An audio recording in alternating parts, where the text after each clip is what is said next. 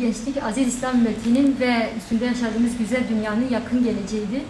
Ve şu anda gençlik hem amaçsız, hem kararsız, hem anlamsız, hem de çoğu uyuşturucuya müptela olmuş.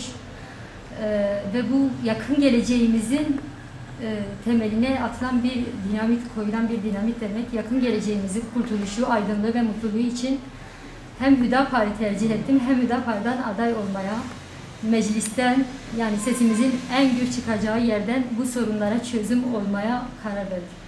Kızıltepe, Mardin ve Dikmen'de, yani kendi çevremizdeki, kendi yöremizdeki kadınlara da Hüdapar'a destek olmalarını, Hüdapar'ın gerçekten kendi çocuklarına, nesillerine, kendilerine inşallah çare olacağına inanıyorum.